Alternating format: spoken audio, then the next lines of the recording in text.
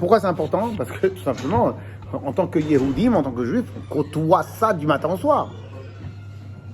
Est-ce qu'on prie à du spirituel? Un exemple, les gens ils adorent ça, notre spiritualité. Est-ce que nous, les Bnei Israël, on a la recherche de spiritualité? On a la recherche de divin? C'est quoi la différence? Spiritualité. Oui, déjà, ça me fait penser, les bouddhistes, ils sont spirituels. Bravo. Il y a rien de divin. Eh ben voilà. Tu vois. Eh ben tu vois. Tu vois. Ils font Bravo. marcher leur. Bravo. Et donc, est-ce que on peut tous atteindre de la spiritualité? Oui. Un être humain, a priori, peut atteindre de la spiritualité sans aucun problème. Il peut atteindre du divin. Rien n'est moins sûr. Mais d'accord ou pas? Très bien. Donc, ma question, elle était, est-ce que le divin, c'est spirituel? Est-ce que le spirituel, c'est divin? Est-ce que le spirituel, c'est divin? Dans ce cas, le divin est spirituel, mais le spirituel n'est pas divin. Bon. Pas forcément. Alors maintenant, je vais vous répondre de manière la plus simple possible. Ok, très vrai. Maintenant, on se concentre parce que normalement, on va bien... C'est une étude très importante qu'on va faire là. Donc, je vais vous répondre de la manière la plus simple possible. Le spirituel a été créé par le divin. Par conséquent, le divin, c'est encore une matière qui n'a rien à voir avec le spirituel. Tu peux être spirituel au plus haut niveau de la spiritualité. Tu n'as pas accédé à aucun moment à un gramme de divin. Car, par définition, le matériel et le spirituel ont été créés tous deux par le divin. Divin est égal à tout ce qui est lié à Dieu. Donc par le divin. Par conséquent, le spirituel et le divin, c'est deux matières, si on peut dire sur le divin que c'est une matière, et sont deux matières qui n'ont absolument rien à voir. Pour Hachem, la création du spirituel et du matériel ont demandé la même énergie. Pas plus pour le spirituel, pas plus pour le matériel. Peut-être un peu plus pour le matériel, mais c'est deux créations. Ex nihilo, donc deux créations à partir de rien, pour le matériel et pour le spirituel. Après, je dis le matériel un peu plus, parce qu'en réalité, le matériel, on verra plus tard que Dieu il s'est concentré, condensé et a fait entre guillemets plus d'efforts. Entre guillemets. Mais dans les deux cas, c'est des créations ex nihilo. Un ange, c'est matériel, c'est spirituel ou divin? Divin. Mais non! Spirituel, c'est une création. C'est une création de Dieu. Ah oui. Donc c'est spirituel. Mais tout est divin d'un côté, non? Non, là tu parles de la matière première au final, parce qu'on est tous à l'intérieur de Dieu. C'est encore une autre chose. Mais même dans cela, tu es d'accord avec moi que tout est de matière première, parce que nous on est tous à l'intérieur. Alors de la même manière, quand on va parler plus tard des mondes célestes, Atzilut, Bria, les mondes, ce qu'on appelle les mondes célestes, c'est spirituel ou c'est divin? Spirituel. Il n'y a qu'un seul monde qui est divin. C'est celui de... Atzilut. Atzilut, je ne connais pas le nom. Atzilut. Yes. L'âme animale, c'est spirituel ou matériel? Spirituel. Spirituel ou divin? Spirituel. Ok? Yes? Vous êtes sûr de pouvoir encaisser ce qu'on va dire là tout de suite? La Neshama aussi, du coup. Vous êtes sûr de pouvoir encaisser ce qu'on va dire là tout de suite? La deuxième âme, elle est quoi? Divine. La deuxième âme du âme Israël, c'est celle qu'on appelle Nefesh Elokit, traduction littérale, âme, parce qu'en vérité, Nefesh, Neshama, c'est un mot générique, il n'y a pas vraiment de différence, c'est juste le contexte dans lequel on utilise. Donc Nefesh ou Neshama, pour l'instant, ce sera la même chose.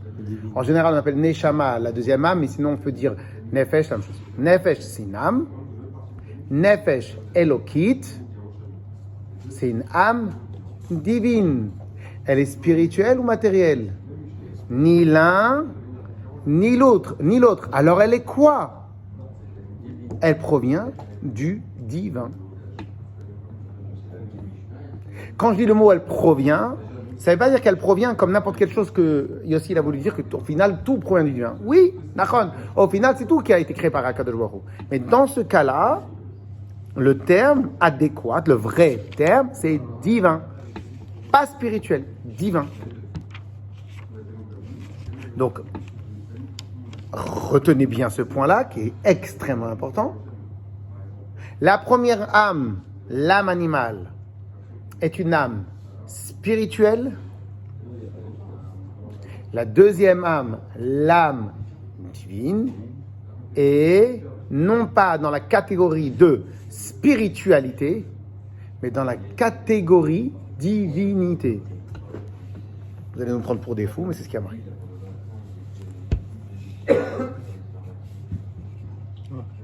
Quand quelqu'un se convertit, comme nous tous, on a été convertis au moment de Har Sinaï, il y a marqué clairement, le rabbi ramène ça dans les sirotes, Akadosh Baruch Hu, il a tué tous les bénis Israël pour les recréer, entre guillemets, ex nihilo, et pour leur donner la neshama. Et c'est ça la différence entre les bénis Israël après le don de la Torah et en Égypte. En Égypte, nous étions spirituels, et les plus spirituels sont sortis d'Égypte, et les moins spirituels sont restés en Égypte. Une fois qu'on a accepté, nous on a fait le premier mouvement d'être prêt à sacrifier pas mal de choses pour s'attacher à Hachem. Hachem lui-même il a dit Zacharti lach chesed neuraich lechter acharai bamidbar. Je me suis rappelé de ton chesed, c'est-à-dire de ton doigt, dans le sens, oui, bonté, mais c'est-à-dire dans le sens, ton élan, lechter acharai bamidbar, quand lorsque tu es venu après moi dans le désert, tu es allé dans le vide. Donc on a fait ce premier élan. Et ça fait partie des mérites que Akadosh Baruch Hu, il nous a comptabilisés. Et après, au moment de Matan Torah, Dieu il a inséré l'âme divine. Ouais. C'est-à-dire tous les êtres vivants sur Terre, ils ont âme animale.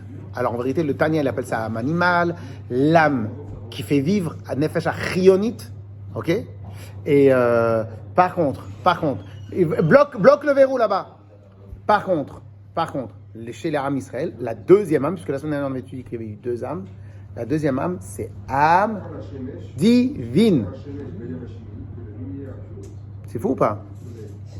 Qui se rappelle de la phrase fétiche qu'on avait déjà enseignée au Bet Chabad? Pas mal.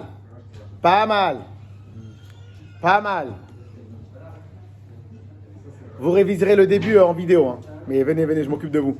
Désolé pour le retard. Ah, pas de problème, Khazak. Tiens, il y a une place ici, viens prendre une chaise à côté. Toi, viens mets-toi, comme ça on va laisser un peu sa place aux jeunes. Viens, donne-moi une chaise là. Comme ça on va aller mettez-les en face du gâteau au chocolat. On va là, venez, il y a de la place pour vous deux. Viens, comme ça je t'ai à l'œil. Donc, ouais, la phrase fétiche du Bet Chabad, de ce qu'on a pu apprendre, le juif ne fait pas partie de la création, il fait partie du créateur. Et là, vous comprenez cette phrase-là. Pourquoi vous comprenez cette phrase-là? Parce que si tu dis que l'âme, elle est spirituelle, mais le spirituel est une création, je vous donne un exemple de c'est quoi spirituel. Une idée, c'est matériel ou spirituel? Spirituel. Mais une idée, c'est une création de Dieu. Un concept, matériel ou spirituel? Spirituel. Mais spirituel, c'est une création de Dieu. C'est la spiritualité est la partie abstraite de la matérialité. Parce qu'en vérité, il n'y a rien que nous avons créé réellement de toutes pièces. En vérité, on sait bien que même dans les films de science-fiction les plus étonnants, ils vont sortir toujours une dent, un grand monstre, mais la dent, elle va être en acier. L'acier, je connais, la dent, je connais. C'est un mélange de ce qui est existant. Ok? Mais en fin de compte, il n'y a pas de nouvelle forme qui n'existait pas auparavant. Il n'y a pas de nouvelle forme. Pourquoi? Parce que voilà, le concept est la partie abstraite de la matérialité. Donc un écouteur, ça c'est la forme matérielle et spirituelle, un écouteur, après il y a ce concept spirituel. C'est quoi un écouteur, quelque chose, un privé, un fil, sans fil, etc. Donc en réalité, matériel et spirituel sont deux créations totalement faites par le divin. Le divin est la matière de toute chose qui existe sur terre. En tout cas, les Bnei Israël, la deuxième âme, elle est divine. C'est fou, hein, quand on voit comme ça. Hein. C'est pour ça qu'on dit qu'on a une part de Dieu en nous. Oui, sauf que ne me chauffe pas, après je vais te poser la question, c'est-à-dire quoi être une part de Dieu, et tu verras que tu vas pas savoir. Mais ça, c'est après, dans la suite, je vais vous poser la question. Parce que en vérité, tu verras, quand on dit le mot part de Dieu, tu verras que ta réponse, elle va pas être précise. Tu verras. C'est pas une menace, hein. Non, Pas mal. Alors, je dirais. non, vous verrez parce qu'en vérité, c'est pas le terme. Le terme, c'est pas une part de Dieu. C'est plus que ça. C'est pas une part de Dieu. C'est encore plus long que ça. Clair? Clair ou pas? Ok? Donc, maintenant, là, ce qu'on va faire, 1, on va l'étudier. 2, on va étudier une ou deux preuves que le Admor Zaken, il ramène à ce niveau-là. Je sais pas que j'ai débauché Yossi, hein. Ce que Yossi, normalement de Yossi devait vous donner. Allez, on y va. Alors, tenez. Ce soir, et si moi, je peux faire là ce soir. Ouais. Donc, Yes. à part Dieu et notre âme divine, il n'y a rien d'autre de divin. En vérité, on va étudier dans Shara Yechot Haemunah que la matière première de chaque chose qui existe sur Terre, c'est divin. Oui, ça- Mais ça- Dieu, il a fait Tzimtzum, mais pas Tzimtzum. Mais là, tout de suite, non, il n'y a que l'âme divine C'est et Dieu. Évidemment que tout le reste aussi est divin, Bravo. donc c'est lui qui l'a créé. Exactement. Il n'y a que l'âme. Il a distillé. Yes? Yes ou pas? Yes ou pas? Clair? On y va? Allez, on fait comme ça. Venefesh Hashenit Be'Israël, c'est une des phrases les plus puissantes. Non, c'est bon. C'est une des phrases les plus puissantes. Venefesh Hashenit Be'Israël. Non, mais tu peux prendre des gâteaux, tu ne prends pas la boîte. juste pas Pas la boîte. Alors, Venefesh Hashenit Be'Israël. C'est l'âme animale. Et la ouais. Non, c'est l'âme divine. Ah, aussi. Alors, Venefesh Hashenit Be'Israël. Et la deuxième âme. Venefesh Hashenit, fait dans le texte. Venefesh Hashenit Be'Israël. Et la deuxième âme chez les Bnei Israël. Ichelek. Elle est une part. Accrochez-vous bien. Donc en vérité, quand on dit le mot Elokit, en vérité, c'est juste parce que vous savez qu'on ne dit jamais le nom d'Hachem.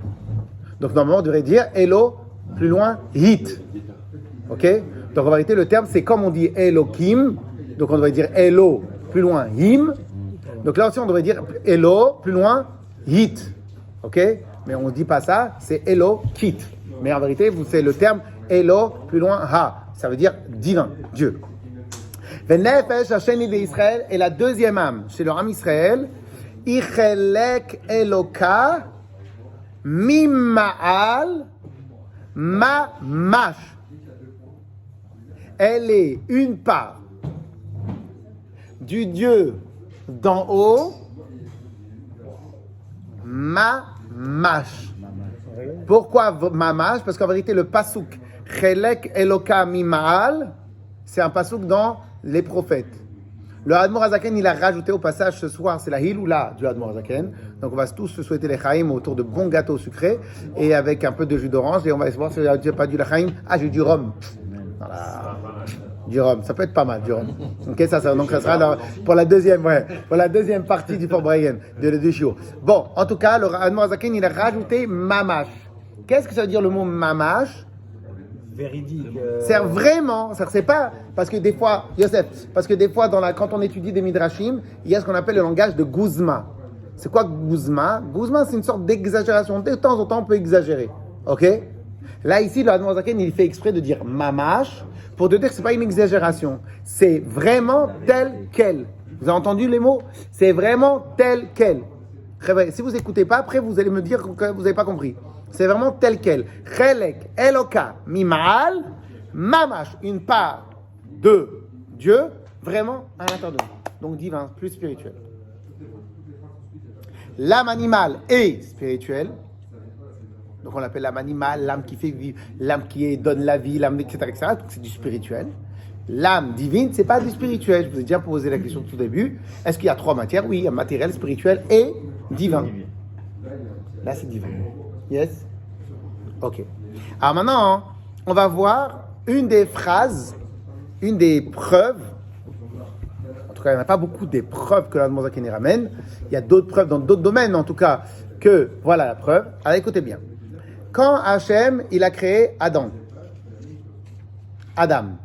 qu'est-ce qu'il a utilisé? Qu'est-ce qu'il a marqué en français?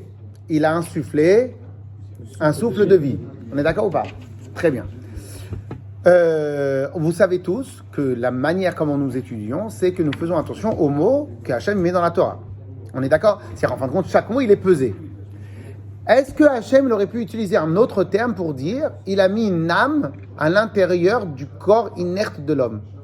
Il aurait pu dire en hébreu Vayasem bo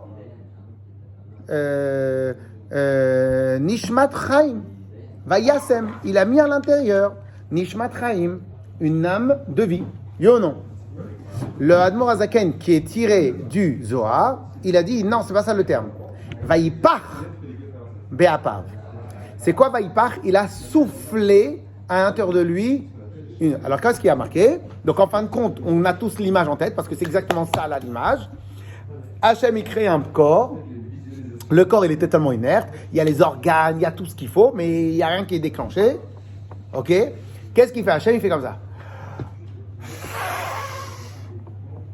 Oui ou non?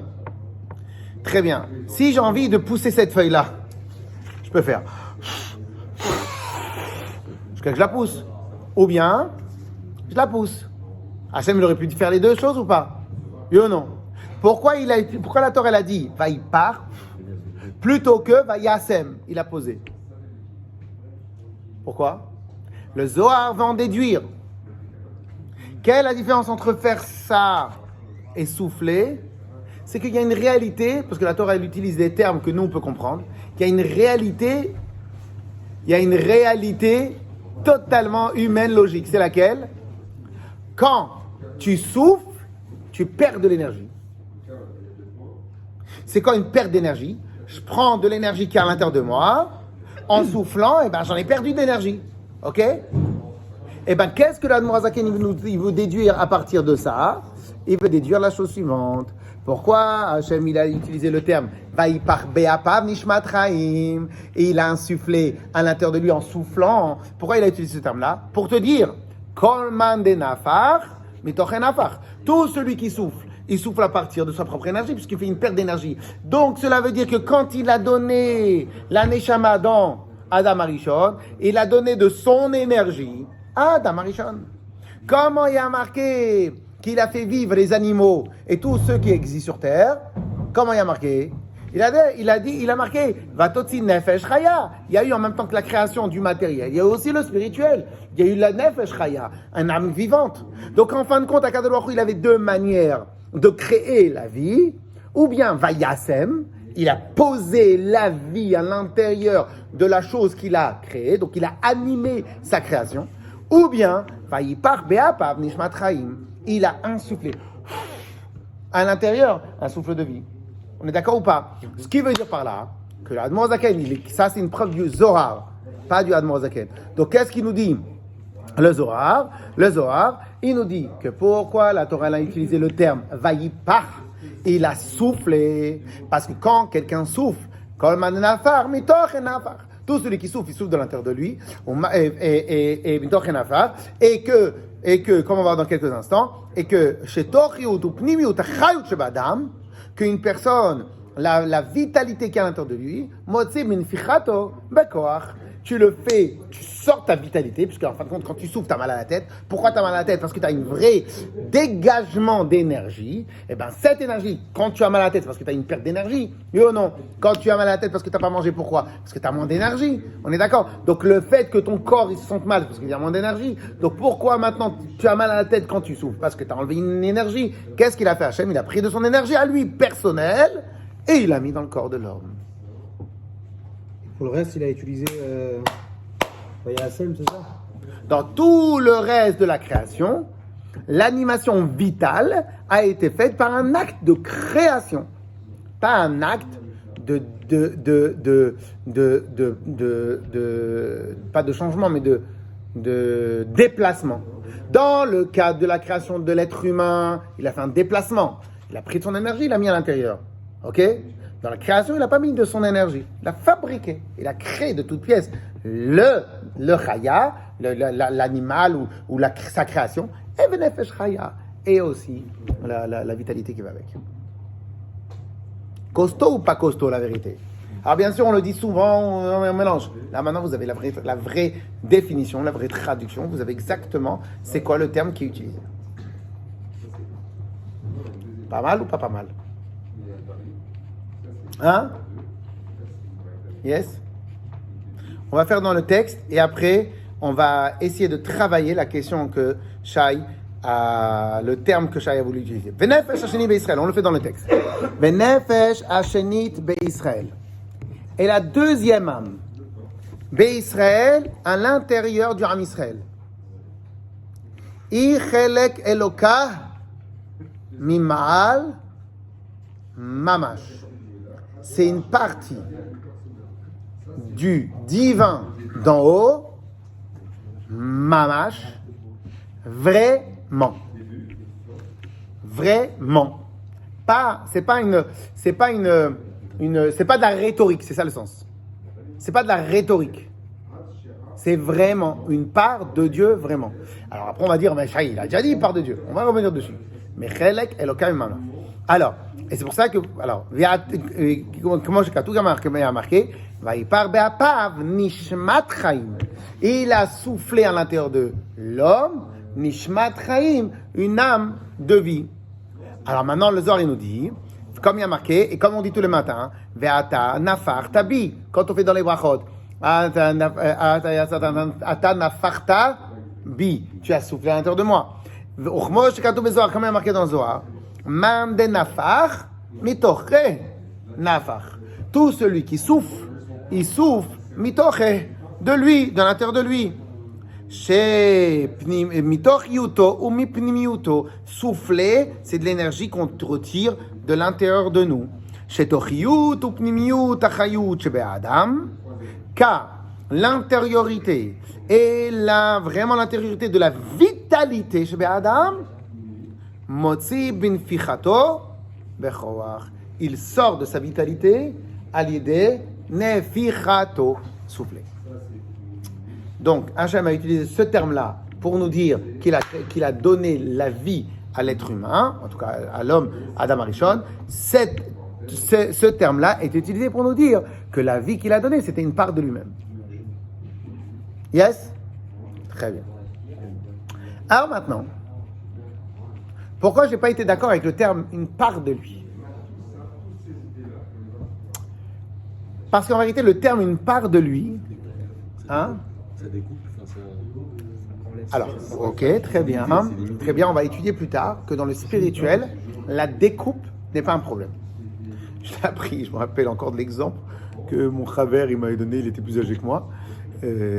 S'il entend ça, Shmuel Lipsch, il m'avait dit, nous on croit tous que couper, c'est comme dans une pomme. Tu coupes une pomme, tu as un peu moins de pommes pour l'autre.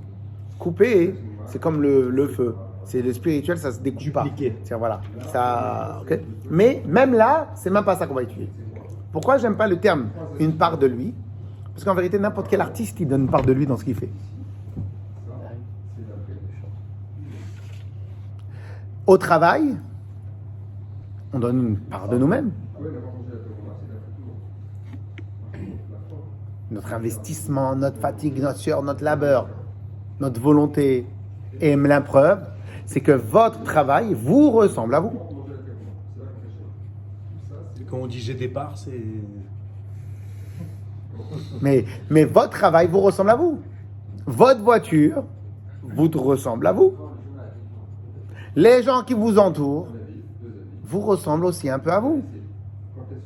Pourquoi? Parce qu'en vérité, dans n'importe quelle chose qu'on fait, on laisse des traces. Ok? Yes ou pas? Donc en vérité, quand tu dis le terme une part de toi, je ne peux pas l'accepter. Ok? Cependant, il y a une seule chose sur terre dans laquelle on laisse une part de nous vraiment. Hein? Les enfants? Ouais. Exact. Tu ne peux pas me comparer ton tableau d'artiste et tes enfants. En vérité. La différence, c'est que là, on laisse une part dans un artiste, c'est une part de lui qui est figée. Mais dans un enfant, c'est une part de lui qui va. Alors, c'est vrai, sauf que le terme, c'est pas... Alors, en vérité, le terme dans part de lui, oui. En vérité, dans les enfants, le terme, c'est pas une part de lui. C'est lui-même. Et c'est ça la différence. C'est pour ça que l'Admor Zaken, au début, il dit Chelek Elokam Ma'al Mamash. Une part de lui. Vraiment. Du divin. Alors qu'en vérité, tu peux dire une part de moi dans le tableau que je vais fabriquer. Mais c'est pas vraiment une part de moi. Si j'ai une idée, la preuve, quand je vais évoluer, ben, le tableau il va être différent, le truc va être différent. Ok? Et en vérité, c'est pas une part de moi, c'est une part de ce que j'ai ressenti en maintenant. Donc c'est même pas une part de moi, vraiment. C'est une part. Un compositeur, il va avoir une idée, il va réussir à le retranscrire sur des trucs de musique. Ouais, il a voulu raconter sa vie dans la musique, c'est très mignon. Ok? Donc c'est une part de sa vie, c'est pas vraiment une part de lui. C'est une expression de lui. C'est une manifestation de lui. C'est pas une part de lui. Si tu détruis le tableau, tu l'as pas détruit lui. D'accord, il n'y a pas de part de lui. La preuve, c'est qu'il peut faire plusieurs fois les mêmes. Il peut faire 10 fois le même tableau. Alors quoi, il va avoir 10 fois des parts de lui. L'idée, elle aurait été une part de lui. Mais il peut refaire 10 fois le même tableau. Oui ou non? Donc en fin de compte, il ne faut pas confondre une expression de lui et une part de lui. Quelle est la seule entité qui est vraiment une part de nous? Les enfants. Chromosome, X, Y ou Z, je crois. X, Y, X, Y, 1. Ça va être Y. Un Z. Y, ça suffit. Ah, X, Y. X, Y, les mêmes chromosomes, les mêmes, peut-être sûrement le même ADN, ressemblant, etc., etc. Même Constantinois ou Doran ou d'Alger ou n'importe quoi. Ok. Et ça va, détente. Et quoi qu'il arrive, là, tu as une vraie part de toi. Et ça, c'est une vraie part de toi. C'est toi sous une autre forme. Mais c'est toi. Vous dites qu'en gros, c'est pas une expression, c'est une part. Exactement. Toute la création, elle est une expression d'Hachem. Nous, on a une part. Une part d'Hachem. On a une part d'Hachem. Ce qu'il a dit notre ami ici sur l'unicité, le fait que Dieu ne veut pas être divisé. D'ailleurs, on voit que dans la suite du Tanya, que le Rabbi Shneur Zaman dit que. Ah, ok, on peut pas tout dire le seul Pérec. Après, on va expliquer plus tard, mais on peut pas dire tout le Pérec. Après, il explique qu'on a l'intérieur d'Hachem et tout ça, etc. Ça, on va dire, mais on peut pas tout faire maintenant. Et après, il y a le Sharichut d'Aïmouna. Doucement. Déjà, c'est pas mal ça, déjà, non? Hein? Donc, on est une part d'Hachem, on est une expression d'Hachem. Non, nous, on est une part d'Hachem. On a une part d'Hachem. Alors pourquoi quand il a... Parce qu'en vérité, au moment où il a dit, on n'avait pas vu la différence entre l'expression de quelqu'un et une part de quelqu'un. Quand je dis une expression de quelqu'un, la personne, il est décédé, l'expression, elle est toujours là. Ok? Une part de toi, si c'est une part de toi, tu meurs en même temps que la part de toi. Un dissociable, exactement.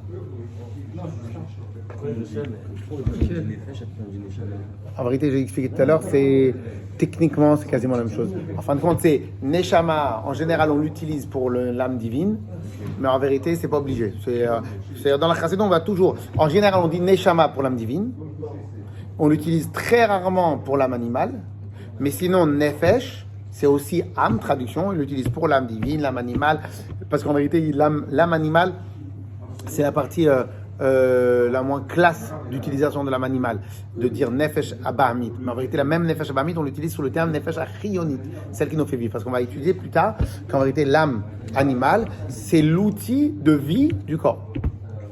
Donc on apprendra plus tard que lorsque l'âme divine, elle veut faire une mitzvah, elle a la volonté de faire la mitzvah, qu'elle va habiller dans l'âme animale, et que l'âme animale va exploiter le corps pour faire la mitzvah. C'est en fin de compte l'âme animale et le corps, et l'utilisation du corps, et l'élément incontournable. La différence entre nous et le tzaddik gamour et le tzaddik parfait, c'est quoi? c'est que lui, il a réussi à transformer que même cet animal-là, elle court pour aller faire les mitzvot. Elle aime les mitzvot, elle aime que l'endroit de mitzvot, elle aime que la Torah, elle aime que les mitzvot. Donc ça, c'est encore un autre niveau, ce que nous, on n'a pas. Nous, ce qu'on peut faire, c'est imposer au corps les mitzvot. Et par un entraînement, de la même manière qu'au début, quand tu fais 30 pompes, t'es fatigué. Mais au bout de pas mal d'entraînement, en fin de compte, tu as tellement travaillé le corps que 30 pompes pour toi, c'est rien du tout. Okay, donc il y a un moment où tu travailles, de la même manière, l'âme animale, l'âme divine, elle commence par imposer, et à la fin, par une vraie succession d'enseignements, d'études, de Torah, de choses, de compréhension, d'entraînement, etc., bon, à la fin, elle n'oppose plus de résistance. Ok? Mais ça, c'est l'âme animale. Mais quoi qu'il arrive, nous, on va par l'âme divine, et l'âme divine, elle est obligée de passer par l'âme animale, et c'est pour cela qu'on a dit que l'âme animale se trouve dans le sang. Donc, en fin de compte, tu vois bien que j'ai toujours besoin de mon sang et de mon corps pour faire. Donc, c'est-à-dire, quoi qu'il arrive, l'âme divine, elle passe via l'âme animale pour faire quoi que ce soit. Yes? Ça nous apporte quoi, savoir ça? Des fois, tu peux oublier et croire que tu fais partie de la création. Tu peux t'oublier. Comme moi, je peux m'oublier. Quand on va se rappeler d'ici, on va se rappeler que on fait partie du Créateur. Et ça, une fois, ils ont demandé au Rabbi, mais à quoi ça nous sert? Pourquoi on enseigne aux gens la chassidoute? Il faut d'abord qu'ils apprennent la Gemara, la halakha et tout ça. Alors, le Rabbi a répondu comme ça. Il a dit, la chassidoute, c'est comme si maintenant, à quelqu'un, je lui donnais directement une cravate. Le monsieur va se poser une question, il va se dire, mais à quoi ça me sert la cravate? Alors les gens ils me disent, tu sais, quand tu as une cravate, c'est quand tu mets une chemise et tout ça. Ah, j'allais m'acheter une chemise alors. Après, j'allais m'acheter un pantalon, après, j'allais m'acheter des chaussures, etc. Mais si par contre tu donnes une chemise, pas sûr qu'il va tu donnes un pantalon, pas sûr qu'il va mettre une chemise, une cravate, il va mettre un t-shirt. Donc tu commences directement par la cerise sur le gâteau, et après tu attends que le gâteau il se remplisse en dessous. En tout cas, quoi qu'il arrive, ça fait partie des phrases qui sont censées nous donner pas mal de force. Yes? Yes? Très bien. Et au passage, à travers ce genre de phrases-là, vous pouvez aussi un tout petit peu comprendre pourquoi le Rabbi, si vous regardez tous les enseignements du Rabbi, à combien le Rabbi il est dur sur notre capacité, il est intransigeant sur notre capacité d'avancer, de faire des choses, de faire des merveilles et d'avancer et d'illuminer autour de nous. Il est intransigeant sur ça. C'est-à-dire, si quelqu'un il oserait passer devant le Rabbi et dire « Ah, moi, j'ai pas la capacité », tu termines pas ta journée. Ok? Pourquoi? Parce que tout simplement, si tu pars du principe que chacun de nous, il a l'âme divine à l'intérieur de toi, explique-moi, qu'est-ce qui pourrait être impossible à une âme divine? Dis-moi. Yes? Qu'est-ce qui pourrait être impossible? Ok? Et de la même manière, plus tard on va étudier, de la même manière, on va étudier que c'est pour cela que des fois, quand on va faire Mifsaïm, des fois on peut croire que quelqu'un qui s'oppose à mettre les tefilines, il s'oppose vraiment. En réalité, c'est pas qu'il s'oppose, c'est qu'il faut un peu dépoussiérer sa volonté. Mais le Rabbi répète 1000 fois, un juif ne peut pas être séparé de Dieu. Il ne peut pas. C'est une part. Il ne peut pas être séparé de Dieu. Il y a Dieu en lui, il ne peut pas être séparé de Dieu. Sauf que l'âme animale, elle l'a recouvert d'opacité la lumière de son âme. Donc qu'est-ce qu'il faut faire? Il faut un peu pousser, il faut un peu bousculer. Il faut un peu bousculer, exactement, il faut un peu bousculer. Et à la fin, il y a l'âme divine qui se révèle. Vous avez raconté il y a des années une anecdote, celui qui ne voulait pas, si je peux même avec les tefilines. mettre les tefilines, parce qu'il ne voulait pas poser sa chemise. Ah là là là, quelle rigolade cette anecdote-là. Quelle rigolade. Quelle rigolade. C'était la personne qui lui avait mis les tefilines. Non, à la fin, je lui ai mis les tefilines.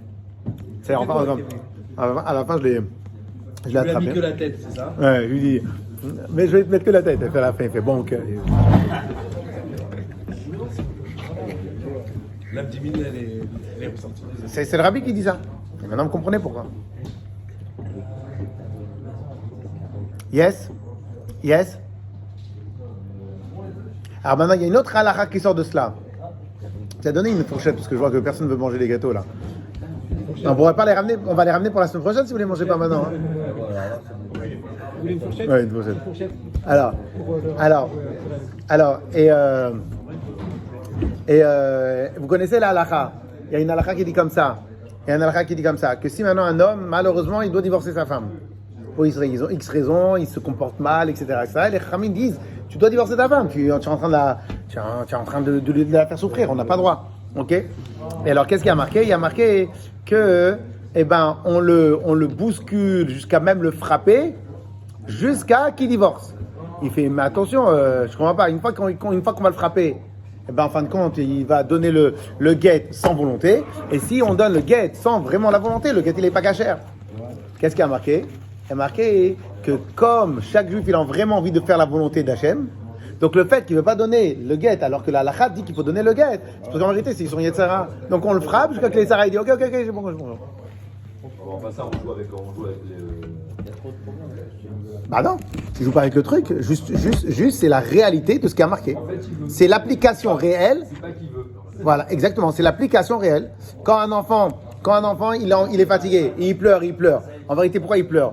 Parce qu'il est tellement fatigué qu'il n'arrive même pas à avoir la sobriété de comprendre qu'il doit dormir.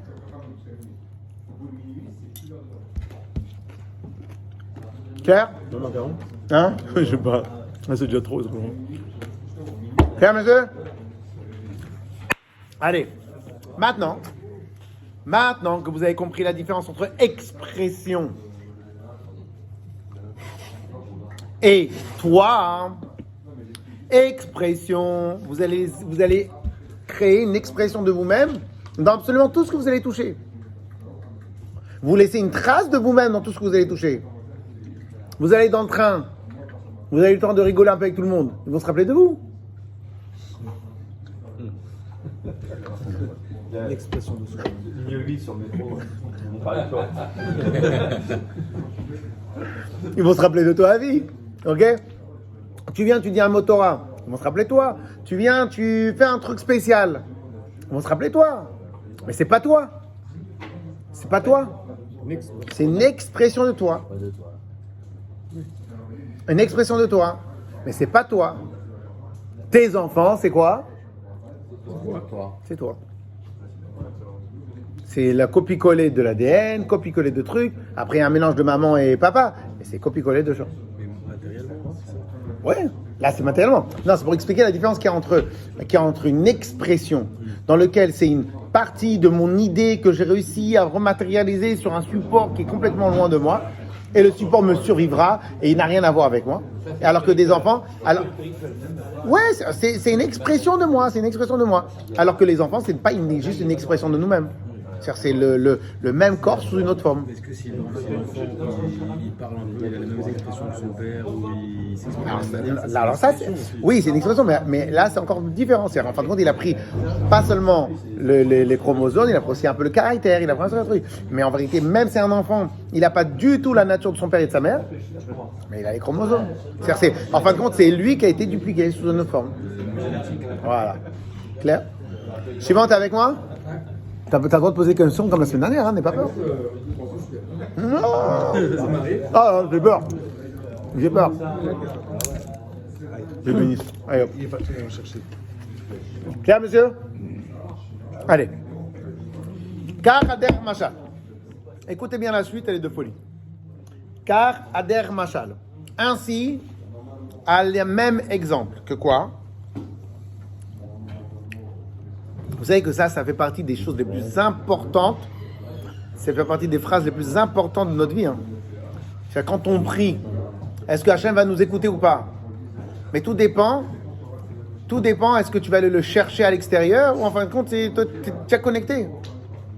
Si maintenant tu considères que tu es déjà connecté, ta file elle est différente. Et ainsi de suite. Là, dans notre cas à nous, tu considères que toi, tu es déjà connecté. T'es déjà connecté. Une fois, j'étais dans le train. Je vous raconte pas tout ce que j'ai parlé avant la phrase de ce que je vais vous dire maintenant. Et donc, on a fait connaissance avec un couple de personnes âgées, retraite, des voyageurs, etc. Et alors un terme que souvent j'ai déjà entendu, c'est un tout petit peu. Alors, Un gâteau. Gâteau au chocolat. alors, une phrase que j'ai souvent entendue de la part des non-juifs, je suis à la recherche de Dieu. Ils sont en quête spirituelle. À la recherche de Dieu. Ce terme-là ne peut pas exister chez nous. Ce terme-là, il est impossible de dire. Il n'y a pas de recherche de Dieu. Il n'y a pas de recherche. Il ne peut pas y avoir de recherche. Il est déjà là. Il ne peut pas y avoir de recherche. Oui, mais il y a quand même une notion dans le judaïsme d'augmenter son âme. Ça, c'est autre chose. C'est pas une recherche. C'est un travail sur soi. Ça veut dire c'est un travail C'est pas sur une soi recherche. pour C'est un enlever travail sur toute soi. notre. De la même manière. notre De la même Yetzirah manière. et- De la même manière. Voilà, pas devant la caméra quand même. Alors, après ils vont croire que c'est tous les jours comme ça. Hein? On est à la recherche de ressentir Dieu quand même. Oui, mais on n'est pas là. Alors, on n'est pas à la recherche de Dieu. On fait un travail sur nous-mêmes pour être de la même manière. De la même manière. Est-ce que maintenant un juif, il peut se convertir dans une autre religion? Non, parce qu'il sera toujours. Il est né avec déjà. Je sais pas ce que- Non, mais il peut pas. Il peut pas. Il peut pas. Il peut pas. Hein? Il y a demandé le Kaddish. Si, il m'a l'air un peu comme ça. Le sang. Voilà. Allez, yes ou pas, messieurs? Mais sur ça, on aura tellement le temps de travailler sur cette notion-là que c'est d'un autre nom. Alors, on y va. Kachader Machal. Alors, on est au début après les deuxièmes lignes. C'est pour ça que je vais lentement parce que c'est vrai, c'est là, ici. Je vais lentement parce que c'est une notion, je crois que c'est la plus importante de tout le Tanya, quoi, de toute la Chassidoute. Kachader Machal. Ainsi, à l'exemple, pour donner un exemple. Neshamot Israël, alou bemarshava. Les Neshamot de Bnei Israël, les Neshamot de Bnei Israël, alou bemarshava. Alors, je ne vais pas trop m'attarder sur ce terme-là, alou bemarshava. Ils sont arrivés dans la pensée d'Hachem. Ça veut dire que ils sont connectés avec la profondeur de l'être d'Hachem. Mais ça, je n'ai pas envie de travailler tout de suite ce terme-là, comment c'est alou bemarshava. Kedirtiv, comme il y a marqué, et ça on le voit dans la paracha de la semaine. Béni, Bechori Israël. C'est mon fils. Alors c'est vrai qu'ici il y a marqué c'est mon fils aîné dans le sens, peut-être j'en ai d'autres. Mais ici Bechori, c'est pas dans le sens aîné, dans le sens j'en ai d'autres. C'est dans le sens important. C'est mon grand fils que j'aime, j'adore à la fois au grand cœur. Ok? Parce qu'en réalité le terme Bechori dans toute la Torah entière, c'est un terme de force. Ok? Puisque maintenant, à la sortie d'Égypte, quand il y a eu la mort des premiers-nés, le premier-né n'était pas le premier-né génétique, était la personne importante de la famille. Donc le Bechor, dans toute la Torah entière, ce n'est pas spécialement le premier-né génétique, c'est un exemple. Le papa est un Bechor, et le Bechor de la famille. Le leader. Ok? Donc, Béni Bechori Israël, mon fils aîné, l'Ebné Israël, n'est pas dans le sens mon fils aîné et j'ai d'autres enfants, dans le sens mon fils aîné, important, à qui je suis prêt à tout pour le récupérer. Ok? Béni Bechori Israël, Banim Atem Lachem Elokechem. Il y a marqué dans le passage que vous êtes les enfants d'Hachem, votre Dieu. Ok? Alors, c'est quoi la différence entre un enfant et autre chose? Un enfant, c'est une part réelle. C'est le papa et la maman sous une autre forme. Le reste, c'est une expression. Pas mal. Mais tu te rattrapes pas pour le reste. Hein. Pour le dessert. Khazak, bravo. Ok? Clair ou pas? Clair ou pas? Alors, Pirouche, Kmo Sheaben, Nimshach Mimoach Av. Alors, là, je vais faire exprès de zapper certaines explications, parce qu'on va les revoir dans la page d'après. Je vous donne juste l'idée générale, et après on va la retrouver dans le frère. Alors, dans la Chassidoute, on considère que deux choses. Un enfant provient, de la volonté des parents. Que si maintenant il n'y a pas la volonté À plus forte raison du côté du père. S'il n'y a pas la volonté, il ne peut pas y avoir. Il y a encore des restes de gâteaux et tout ça. Shmuel. Alors, s'il n'y a pas la volonté, il ne peut pas y avoir d'enfant. Ça, c'est un. Deuxième chose que la Chassidoute considère, c'est que ici, dans le sens Moach Ha'av, c'est qu'en fin de compte, ça provient de l'essence même du père. Ok? Il n'y a pas besoin d'expliquer plus de choses. Donc, en fin de compte, la Chassidoute considère que l'enfant provient de l'essence même du père et qu'à l'intérieur de ce que le père donne, il y a absolument tout à développer. Donc, en fin de compte, lorsqu'un père il a un enfant, il a tout donné de ce qu'il est lui, puisqu'il a donné de son essence. Ce qui fait que l'enfant provient de mon essence.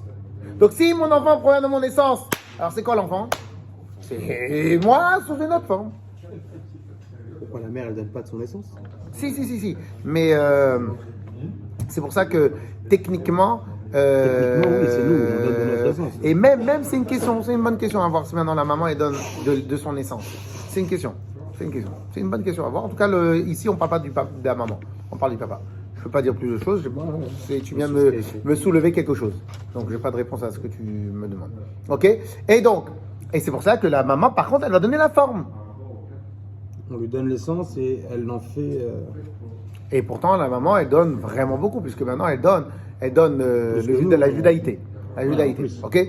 Donc, en tout cas. Alors maintenant, regardez bien. Car Kader Machal. Neshamot Israël, alou b'marshava qui était venu Israël, manim atem shalom kelechem. On est rattaché avec la volonté profonde, la pensée profonde d'Hachem et le moach, le cerveau d'Hachem. Ok? Pirouche. Que Moshe Aben. Ici, dans ce chapitre-là, pour vous montrer à combien on a, c'est pour ça que j'ai insisté, est-ce que c'est une expression, est-ce que c'est nous-mêmes? Dans ce chapitre-là, la base de la réflexion de ce chapitre-là, c'est quoi? C'est la comparaison absolue que les Bnei Israël, c'est la comparaison absolue des Bnei Israël du lien entre nous et Hachem, c'est le même lien qui existe entre un enfant et son parent. C'est très très très fort. Vous verrez plus tard qu'au passage, ça fait partie des seules manières qu'on peut expliquer tout ce qui se passe dans l'Am Israël. Tout ce qui s'est toujours passé dans l'Am Israël. C'est que la seule réelle relation finale qu'il y a entre nous et Hachem, c'est une relation père et enfant. Mais ça, on aura largement le temps d'en parler. Ok? Pour l'instant, on démarre doucement. Pirouche. Kemo shehaben. Nimshach mimoach hahav.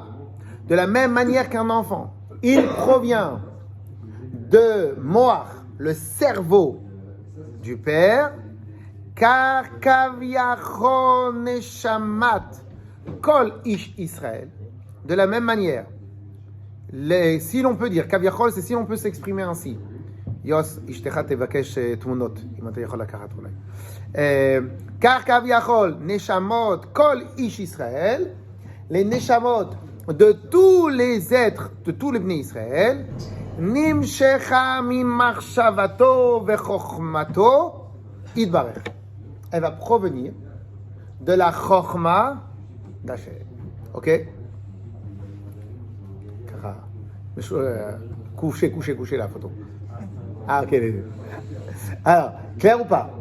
Clair? Très bien. Maintenant qu'on a appris ça, maintenant on va prendre encore un autre point de vue, un autre angle de vue très important. Ce paragraphe-là, je vais doucement parce qu'il est super important. Ok? Hein?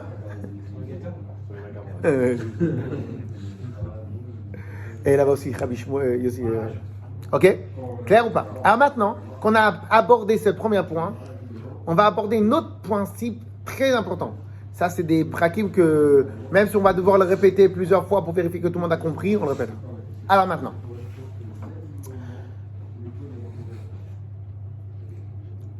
le Admor Azaken, il va faire quand même un petit aparté sur ce qu'on vient de dire jusqu'à maintenant.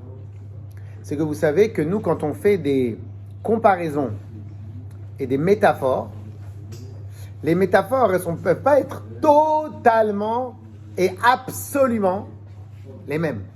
Il y a obligé qu'il y ait un truc dans la métaphore. Ok? C'est-à-dire qu'il ne peut pas y avoir l'exacte comparaison. quel serait le bémol dans la comparaison? Nous et Hachem, nous et notre enfant.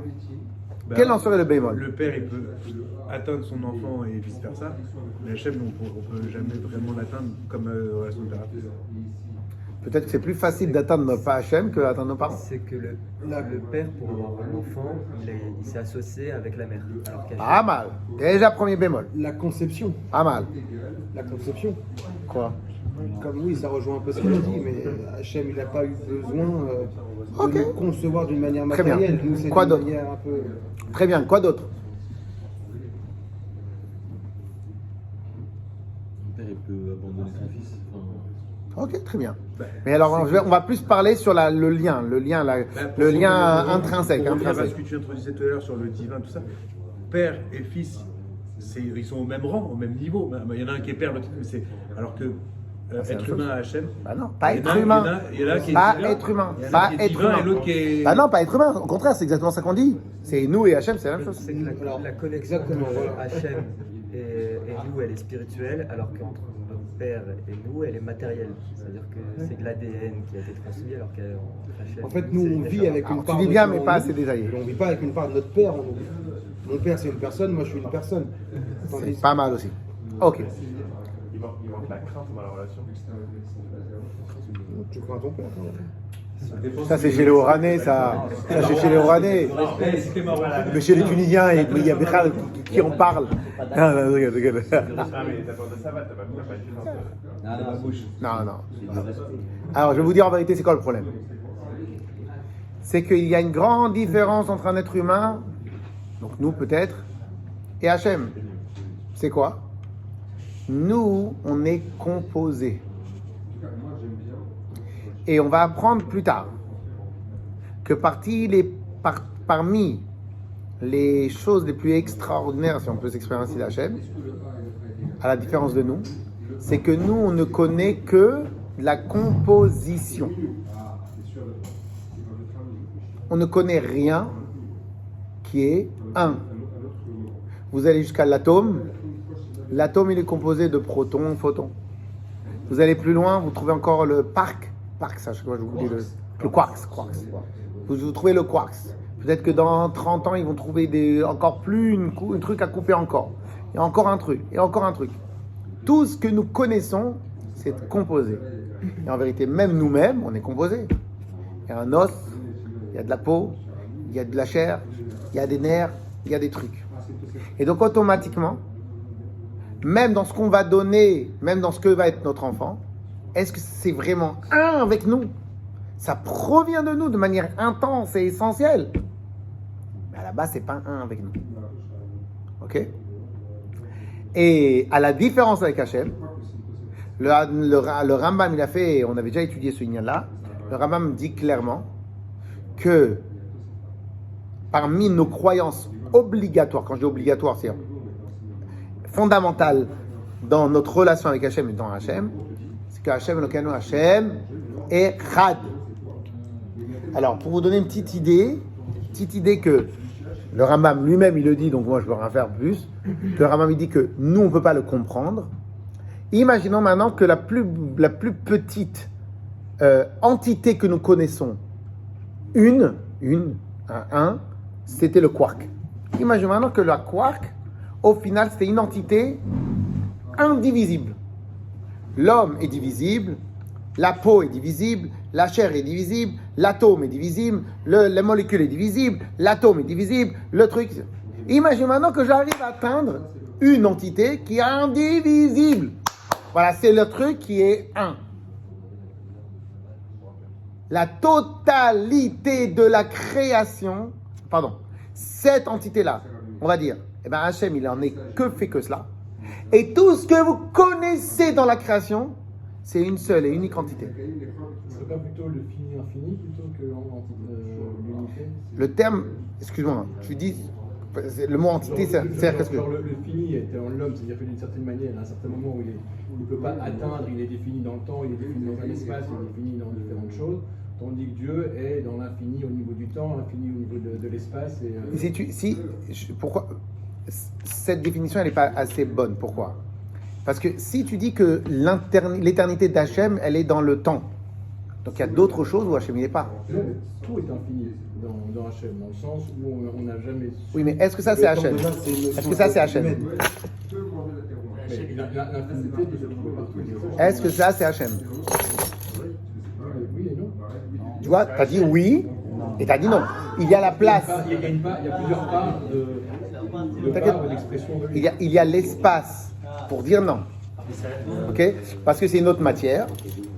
Parce qu'on ne le voit pas, etc. etc. Ok?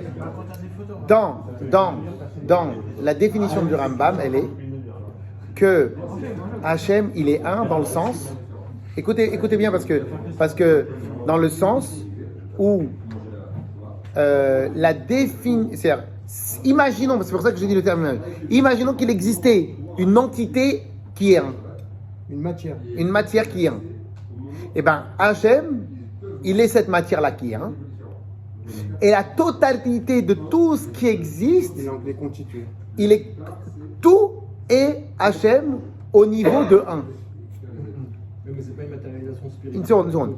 Ce niveau-là, pour nous, il est incompréhensible. Il est même pas imaginable, il est inimaginable. Pourquoi? Parce que, comme j'ai dit tout à l'heure avec l'histoire des films de science-fiction, on ne peut comprendre que ce que nous connaissons. Et nous connaissons absolument rien qui est un. Tout ce que nous connaissons est composé. Donc pour nous, on ne connaît pas qu'est-ce que dire un. Et pire que cela, quand tu dis que Hachem il est un, mais je comprends pas. Et moi je suis quoi alors? Si Hachem il est là, mais moi j'existe. Donc si moi j'existe, donc je fais obstruction quelque part à Hachem. Donc cela veut dire que Hachem il est pas un. Hachem il est unique, mais pas un. Donc en fin de compte le Rambam. Alors maintenant, puisque maintenant nous sommes en compagnie de gens intelligents, j'explique pourquoi le Rambam arrive à ce niveau-là et pourquoi on est obligé aussi de dire cela. Pourquoi? Je vais me répéter à mes anciens élèves qui sont là et que je pense que Baruch Hashem ils maîtrisent ce qu'on va dire là maintenant. Non, pas les redoublants, ceux qui maîtrisent et qui pourraient le répéter à d'autres. Parce qu'en fin de compte ici, surtout que Yudjvat il arrive et tout ce qu'on apprend ici c'est pour le répéter. C'est pas pour soi-même, c'est pour le répéter. Et donc on va expliquer. On a vécu dans ce monde, dans le monde et dans l'histoire du monde, il y a eu la mythologie grecque. La mythologie grecque et l'idolâtrie ne peut exister qu'à partir de l'axiome ou qu'à partir du point de départ suivant, qu'un être divin est aussi composé. Pourquoi? On va prendre Zeus.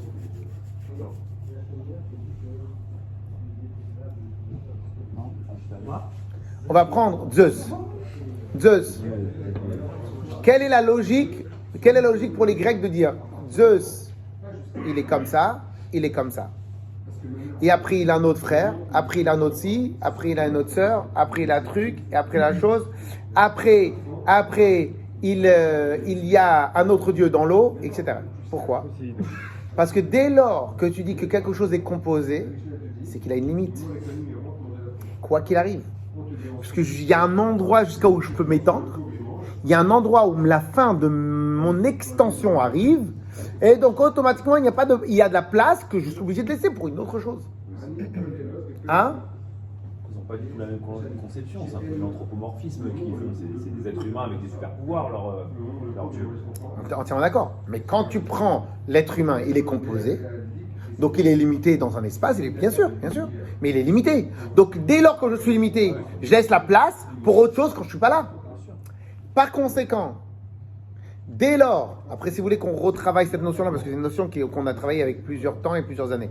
Donc si maintenant tu veux être d'accord, si maintenant tu dis que Dieu il est composé, eh bien au début tu dis juste un mot qui veut rien dire, ouais mais Dieu il est comme nous tous, sauf d'une autre puissance. Non, dès lors que tu considères que Dieu il y a une composition, automatiquement tu laisses de la place pour un endroit où il est ou un endroit où il n'est pas.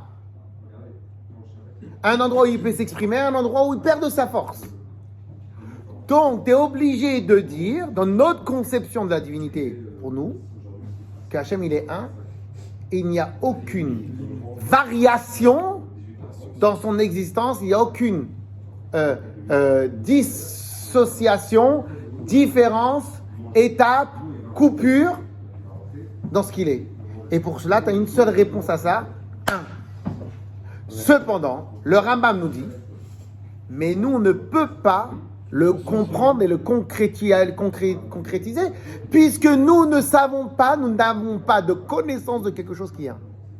Donc en fin de compte, le mot éternité que toi tu as voulu dire, ça pourrait être un diamant, qui fait partie des matières les plus dures, et donc ce diamant-là, il peut durer 1000 ans, 2000 ans, 3000 ans, etc. Que pour nous, ça veut dire éternel, mais il n'est pas éternel. Parce que même s'il est éternel dans le temps, il y a un endroit où il est, il y a un endroit où il n'est pas. Donc en vérité, on ne peut même pas dire le mot éternel. Le vrai mot qui caractérise notre conception de la divinité, nous les Bnei Israël, c'est un. Il n'y a pas de plus grande définition qu'un. C'est pour ça que tous les matins on dit Shema Israël, Hachem Elokeinu. Non. Hachem Echad. On aurait pu dire Hachem Yachid, Hachem Rishon, Hachem, plein de choses. Il y a plein de termes qu'on peut dire élogieux pour Akadosh Baruch Hu, des termes extraordinaires. Mais le terme le plus puissant qui existe, dans sa vraie explication de terme, c'est Hachem Elokeinu, Hachem Echad. Il est un. Parce que un veut dire qu'il n'y a aucune limite, ni dans sa présence, ni dans sa puissance, ni dans son espace, ni dans son expression, ni dans rien. Puisqu'en fin de compte, il n'y a rien où il n'est pas. Donc, ça, on va retravailler ça. Je vais une bêtise plus grosse que moi, hein, je ne sais pas avoir compris. Non, toi, t'es grand, donc c'est compliqué, mais... Donc à partir de ce moment-là, Hachem, il est aussi dans la paire de clés. On est d'accord? Qu'est-ce qui m'empêche? Il est la paire de clés. Il est la paire de clés. Qu'est-ce qui m'empêche de prendre la paire de clés et de prier devant alors? Parce que je me dis c'est Hachem. Parce que la volonté d'Hachem, il a dit, ça, je l'ai créé, donc sous cette forme-là. C'est difficile de dire que ça, c'est pas une expression d'Hachem et que c'est Hachem lui-même. Ça, je l'ai créé sous cette forme-là, et c'est pour ça qu'il y a marqué dans les 10 commandements, attention à vous, que vous preniez aucune forme qui existe. C'est comme si déjà tu pries au divin, tu dois prier sous la... Tu dois prier sous la vraie forme du caractère divin, c'est-à-dire qu'il est partout. Cela veut dire que si maintenant tu pries à la clé, cela veut dire que tu imagines que Hachem il est à la clé, mais il n'est pas ailleurs. Donc c'est pour ça que la Torah elle a dit, parce que l'idolâtrie provient de l'idée même, parce que après si vous voulez on peut retravailler cette notion-là, c'est pas grave si le Père Hikbet, de toute façon on ne va pas le terminer en un cours, on va le terminer en deux ou trois cours. Donc c'est pas grave si on revient sur ce point-là. C'est-à-dire que dès lors que tu dis le terme composition, c'est-à-dire qu'il y a une limite. Une limite à l'espace, une limite à la manifestation, une limite à la force, une limite à l'existence. Et c'est pour ça que juste je vais terminer avec vous le terme. Alors, regardez l'avant. Pour dire, ah oui, tout ça pour en venir à quoi? Et après on va terminer le Rambam. Tout ça pour en venir à quoi? À la différence entre la relation qu'il y a entre un enfant et un fils, que là on peut dire bien sûr qu'il y a une part du papa, il y a les chromosomes, il y a un truc, mais c'est pas encore le vrai papa, il n'a pas tout pris du papa. Chez Hachem, c'est un niveau encore plus élevé, puisque Hachem il est un. Donc quand on a Hachem, il a pris une part entre guillemets de lui, il a mis chez l'être humain, chez le Ben Israël. Donc c'est pas qu'il a pris une part de quelque part de chez lui. Il a pris lui et il a mis dans l'arme Israël. Il a pris lui et dans celui, comme Hachem il est un, donc c'est un. Donc le un de lui, il a mis dans l'arme Israël. Donc encore plus puissant de ce qu'on a dit au début. Donc encore plus puissant de ce qu'on n'est pas dans le goy alors du coup. Oui, mais toute la création, c'est une expression. Donc même si demain tu vas faire la valeur, le tableau le plus beau qui existe, qui coûte 800 millions de dollars, ok, ça ne pourra être qu'une expression. Tu montes une société avec 200 000 salariés, un truc de malade, tu as mis ton âme, tu as mis ton image, tu as mis ton truc, etc. Ça restera toujours une expression. Ça n'aura aucune valeur, via tes enfants. En tout cas, ça n'aura pas la même valeur. Peut-être en plus de valeur, mais ça ne sera pas la même valeur. Juste, je vais terminer les 4 lignes, comme ça, si on a besoin de revenir sur ça, et la semaine prochaine. Ouais. Mais alors, parce que Dieu, il est intelligent, mais pas dans une intelligence comme la nôtre. Parce que tout à l'heure, on a dit que de la même manière, mais je sais que le cours, peut-être si vous n'avez pas l'habitude de ces notions-là, c'est un peu compliqué à peut-être répéter tout ça, mais c'est pour ça qu'on enregistre, et c'est pour ça que c'est vraiment des notions ultra importantes. Peut-être on les dit un peu avec facilité parce qu'on l'a travaillé pendant des années, toutes ces notions-là. Donc c'est peut-être pour ça qu'on a l'habitude, on a un peu d'expérience, donc on a fait beaucoup de discussions et de susurrages. C'est pour ça qu'on a peut-être les mots un peu plus faciles, mais c'est des notions ultra importantes qu'il faut regarder. Alors, pourquoi tout ça pour dire quoi? Puisque maintenant il y a marqué que l'enfant provient de l'intelligence de son père, mais l'intelligence c'est pas moi. Leur Aleinu, Dieu préserve, la preuve, c'est que leur Aleinu, que Dieu il nous préserve à tous, leur âme Israël, à tout le monde, qu'une mort encéphalogramme, encéphalogramme, c'est quoi? C'est leur Aleinu que le cerveau ne marche plus. Pourtant, on n'a pas le droit de tuer la personne. Pourquoi on n'a pas le droit de le débrancher? À part dans certains cas. Parce qu'en vérité, la vie dans leur âme Israël, la vie dans la halakha, elle est considérée par le souffle. Donc tu vois bien que même chez l'être humain, tu peux séparer le terme vie de le terme intelligence. Donc si au début tu me dis que l'enfant il provient de l'intelligence du père, du moire, du cerveau du père, ok, mais on sait très bien que le cerveau et l'être humain, ça reste deux choses séparées. Donc cela veut dire que nous qui provenons du cerveau d'Hachem, en vérité on ne provient pas d'Hachem, on ne provient que d'une partie d'Hachem. Donc tu vas me casser tout ce que j'ai expliqué depuis le début. Réponse du Rambam, oui mais ça c'est des termes. Mais réellement chez Hachem, il n'y a pas de décomposition. Il n'y a pas de cerveau et de bouche et de pensée et de bras et de choses. Tout ça c'est une seule chose. Le reste c'est des facettes d'Hachem. Mais tout ça c'est une seule chose. En fait, il y a des décompositions et des niveaux et des gradations que dans ces expressions. Voilà, on étudiera plus tard que c'est même pas ça, c'est les facettes. C'est-à-dire que c'est quoi une facette? C'est moi quand je vois de ce côté-là, je le vois, il est comme ça, comme je le vois comme ça, mais en fin de compte c'est juste l'autre, voilà, celui qui va ressentir l'expression, qui va voir sous angle différent. Mais Sans cerveau, il n'y a plus de spiritualité. c'est pour ça qu'ici on ne parle pas de spiritualité, on parle de divinité. Et tout au début du cours, on a expliqué qu'en vérité, il y a deux matières, plus un créateur des matières. Le matériel et le spirituel sont deux créations faites par Hachem. Autant que Dieu il a créé le matériel, autant que Dieu il a créé le spirituel. C'est pour ça que tout à l'heure, je vais donner l'exemple d'une idée. Une idée, c'est quelque chose de spirituel, mais qui a été fabriqué à travers, par exemple, un anneau comme ça.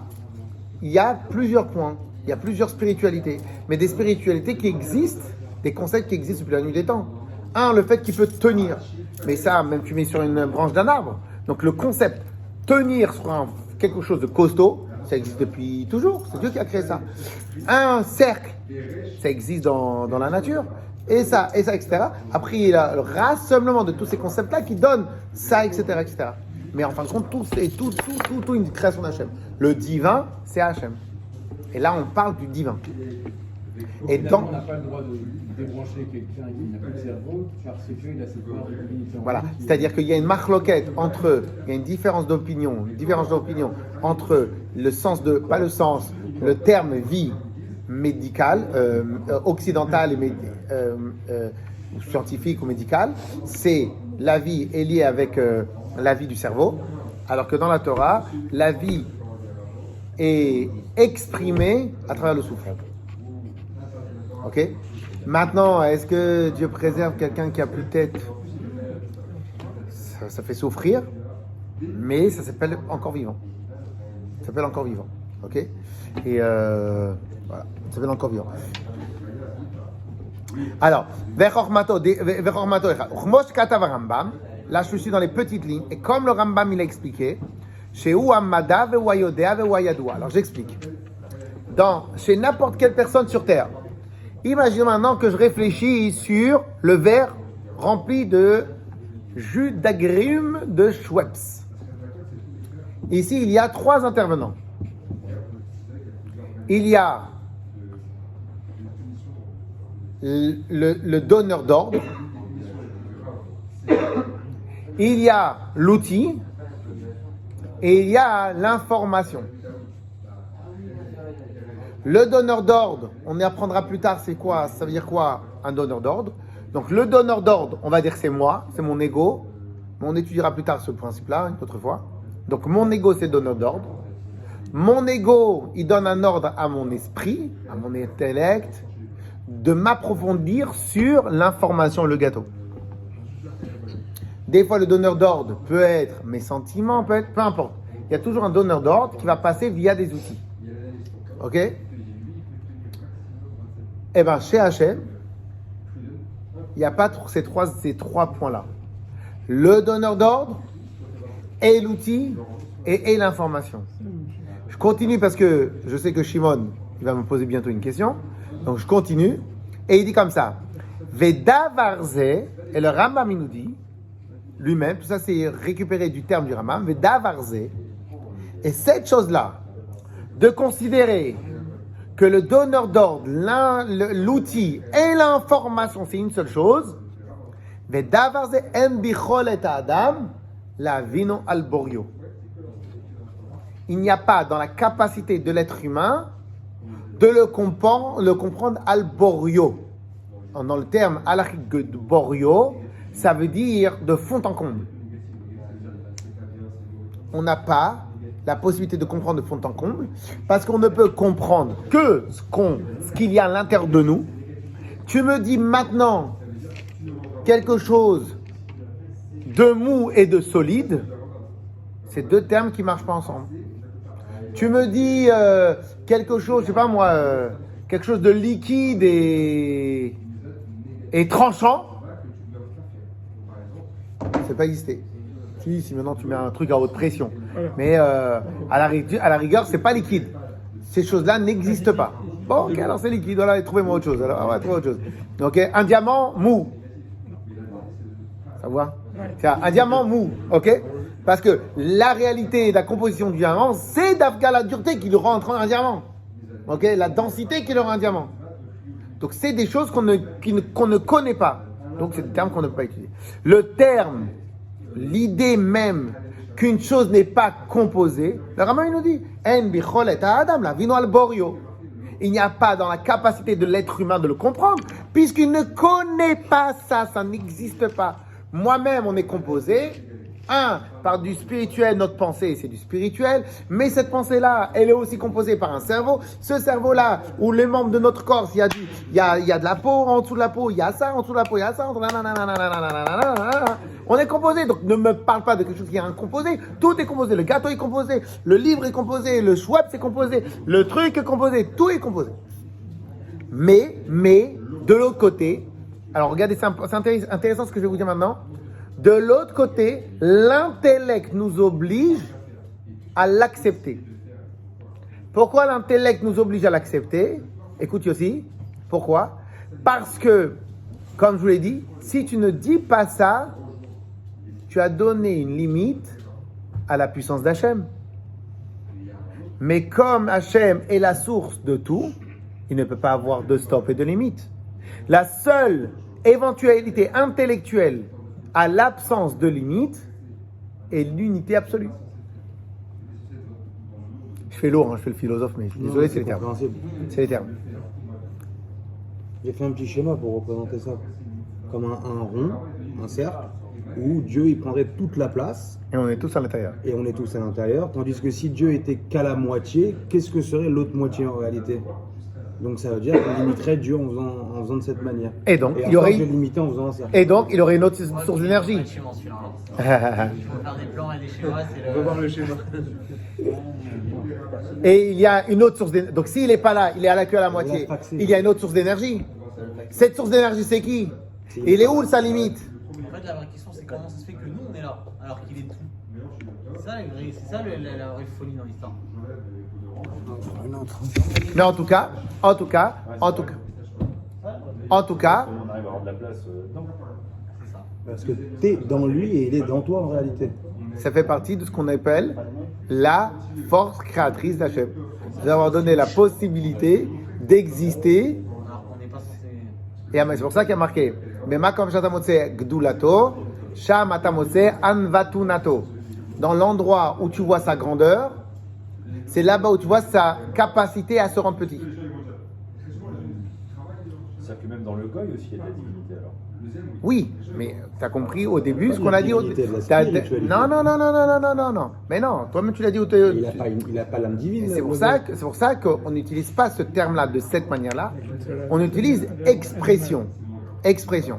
C'est-à-dire, c'est au final, in fine, bien sûr, la matière première de tout, c'est Hachem, puisqu'on est tout à l'intérieur d'Hachem.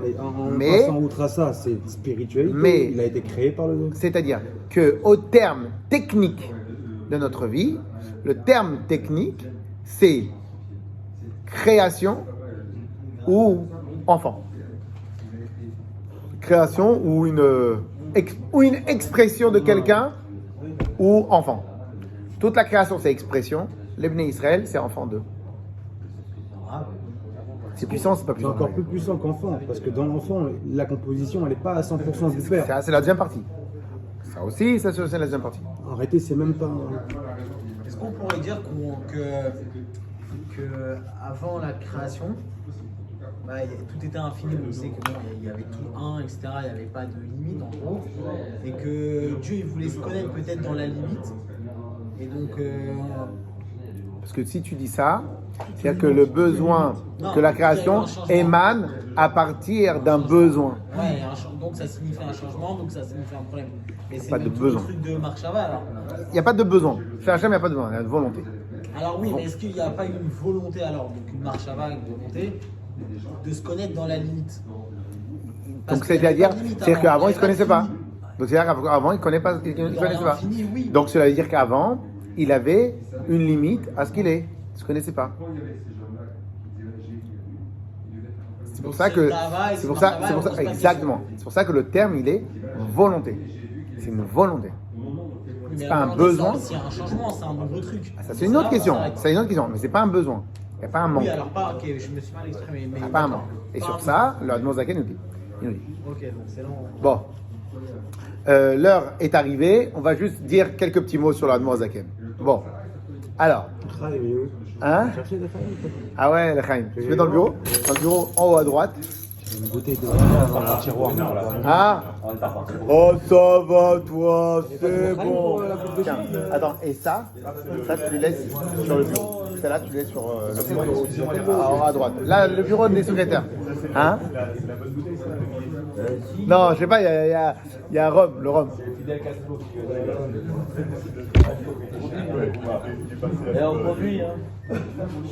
Non, c'est pas une grande bouteille. Hein. Donc, il y aura un tout petit peu pour chacun. Il a plein de questions, Shimon. Finalement, Ah, le Echaïm.